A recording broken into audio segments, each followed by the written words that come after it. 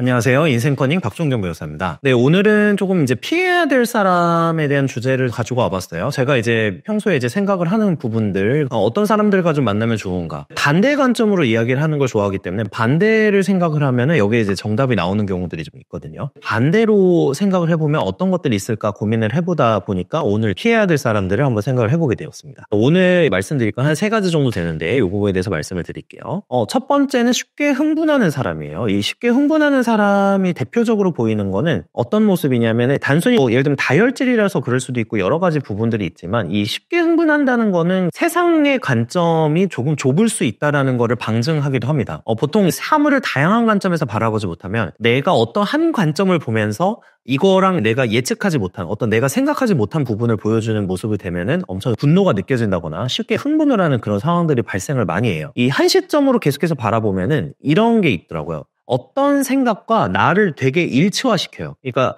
내가 이런 생각을 하고 이런 생각을 하는 사람이 나야 라는 식으로 생각을 한다는 거죠. 근데 어떤 사물이든 다양한 관점으로 여러 가지 각도에서 조명할 수 있는 사람들은 저 견해와 나의 생각이 다르더라도 이 부분에 대해서 흥분을 하진 않아요. 근데 제가 경험을 해보니까 내가 어떤 부분에 대해서 이야기를 했는데 이 부분에 대해서 반대를 하거나 찬성하지 않는다거나 이렇게 되면 화를 내시는 분들이 많았고 흥분을 하시는 분들이 굉장히 많았어요. 쉽게 흥분하는 분들은 아까 세상의 관점이 다양하지 못하다. 그러면 자신의 관념에 갇혀있는 경우들이 많습니다. 그래서 화가 나는 거예요. 왜냐면 내 관점만 생각을 하고 있기 때문에 나랑 벗어나는 다른 관점을 가진 사람들을 용납할 수가 없는 거죠. 그래서 이거는 배우자를 선택을 하실 때 그리고 친구들과 만날 때도 비슷한 게 좀 중요해지는데 예를 들면 내가 결혼 생활을 하려고 하는 사람인데 뭐만 하면 쉽게 흥분을 해요. TV를 보면서 누구를 막 욕을 한다거나 쉽게 흥분을 한다거나 물론 비슷한 생각이라고 하고 비슷하게 흥분을 하고 있으면 괜찮지만 흥분하지 않는 사람 입장에서 보면은 되게 그 사람에 대해 정이 떨어지기도 하거든요. 무엇이든지 쉽게 판단하고 편견을 가지신 분들이 쉽게 흥분을 하는 경향성들이 있기 때문에 계속해서 같이 어울리다 보면은 자신도 그러한 견해에 물들 수도 있고 또 되게 어떤 사건이든 단순하게 생각하는 그런 분들이 좀 더 흥분할 가능성이 높습니다. 그래서 타인에 대해 판단할 때도 다른 사람의 어떤 모습을 보고 일면만 보고 흥분을 한다거나 이런 식으로 많이 생기기 때문에 이러면 이제 좋은 관계를 오랫동안 유지하기가 어렵겠죠. 자, 두 번째는 쉽게 실망하는 사람이에요.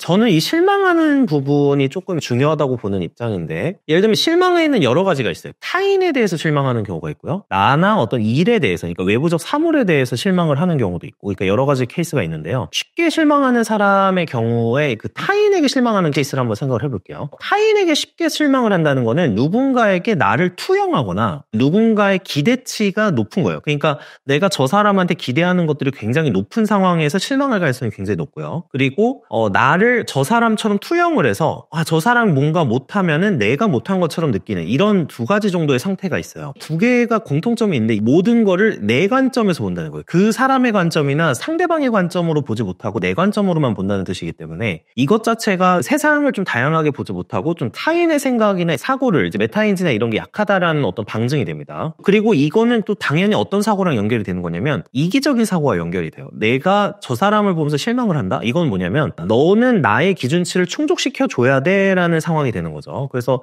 이런 것도 부부관계라든지 친구관계에 있어서는 조금 어려운 부분들이 있습니다. 회사나 약간 성과를 보여줘야 되는 집단의 경우에는 다른 문제지만 내가 배우자로서 만난다거나 이렇게 됐을 때는 타인에게 실망을 한다거나 이런 모습을 계속해서 보여주는 분들은 보통은 이기적인 생각을 하고 있는 경우들이 좀 있습니다. 그래서 내 기대치라는 거를 상대방한테 투영하거나 강요를 할 때 쉽게 실망하는 게 타인에 대한 실망이죠. 그리고 또 이런 게 있어요. 내가 저 사람과 만났을 때 저 사람에 대해서 실망을 해요. 사람에 따라 물론 다를 수는 있는데 그 사람의 표정에 드러나게 됩니다. 이 표정에 드러나게 되면은 그 상대방도 그걸 느껴요. 점점 그 사람과의 관계가 소원해지고 점점 이렇게 좋은 관계를 맺기가 어려워져요.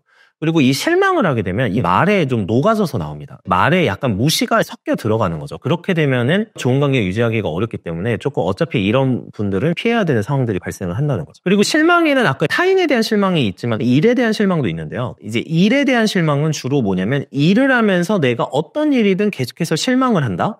그리고 어떤 내가 가지고 있었던 목표나 꿈이 있었는데 이거에 대해서 실망을 한다? 이 뜻은 뭐냐면 오래 지속적으로 노력을 할 수가 없다는 뜻이 됩니다. 그리고 이러한 에너지를 지인이나 주변 사람들한테 많이 전파를 하게 돼요. 예를 들면 A라는 일을 되게 하고 싶었는데 이 A라는 일을 하면서 뭔가 계속해서 실망을 해요. 근데 이건 무슨 뜻을 의미하는 거냐면, 자, 첫 번째는 어떤 일을 생각할 때 굉장히 다층적으로 고민하는 게 아니라 쉽게 결정하고 쉽게 고민했다는 뜻이 됩니다. 두 번째는 어떤 일이든 사실 뭐 예를 들면 제가 변호사 일을 하잖아요. 그러면 변호사 일이라고 해도 변호사 일 모든 과정이 다 좋은 건 아니에요. 그러니까 이 변호사라는 이 일이나 직업에 굉장히 큰 장점들이 많지만 모든 어떤 하는 작업에 다 행복하고 다 좋은 건 아니란 말이죠. 그러면 어떤 일에 대해서 실망한다는 거는 그 실망을 하면 할수록 사실은 계속해서 내가 어떤 일을 꾸준히 하거나 이런 데 있어서 걸림돌이 된다는 뜻이고 방해가 된다는 뜻이에요. 이 방해가 되면 당연히 끈기, 지속성 이런 부분에 대해서는 없는 게 되는 거고 쉽게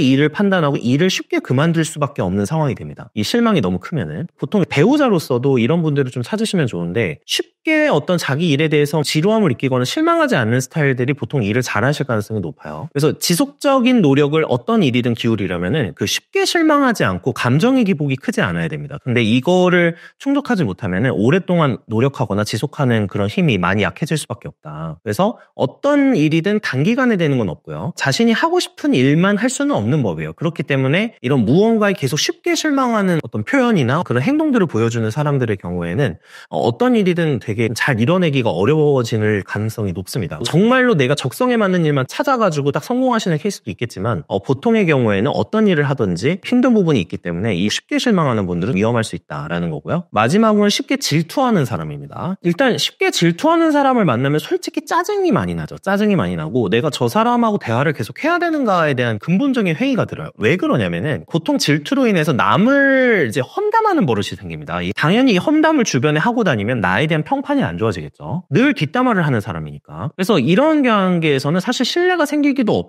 어렵고 일단 그런 사람을 만났을 때는 나 자체가 굉장히 이득이 없는 경우들이 많아요. 질투는 그리고 또 열등감을 전제로 하는 경우들이 많기 때문에 나에 대해서 열등감을 갖고 있는 사람들이 내뱉는 표현 같은 게 굉장히 또 불편하게 하고 힘들게 하죠. 끌어내리려고 하니까. 그래서 이들과 또 이야기를 하려면 결국에는 그래서 많은 에너지 소비가 필요해요. 어떤 에너지 소비냐면 나를 계속해서 감추고 뭔가 겸손하게 보이려고 하는 노력이 필요해요. 물론 겸손한 건 굉장히 중요하거든요. 중요한데 막 이런 거죠. 내가 실제로는 뭐 잘 되고 있다고 하더라도 잘 되는 이야기를 할 필요는 없겠죠. 당연히 그런 얘기를 할 필요는 없겠지만 이런 이야기를 하면서 계속해서 내가 말이나 이런 몸가짐에 대해서 계속 조심해야 되는 상황이 되니까 훨씬 더 큰 에너지 소비가 있는 거예요. 그 사람과 만나는 게 편하지 않고 굉장히 좀 불행해지는 거죠. 쉽게 질투하는 사람과는 좀 되도록이면 거리를 두는 게 좀 더 나은 경우가 많고요. 설사 또 겸손하게 행동을 했다고 하더라도 아까 말씀드린 대로 평판을 또 안 좋게 만들 수도 있습니다. 왜냐하면 누군가가 겸손하게 행동을 한다는 부분도 결과적으로는 개인의 느낌이에요. 그러면 쉽게 질투하는 사람의 경우에는 이제 주변에 악평을 퍼뜨리고 다닐 가능성이 높기 때문에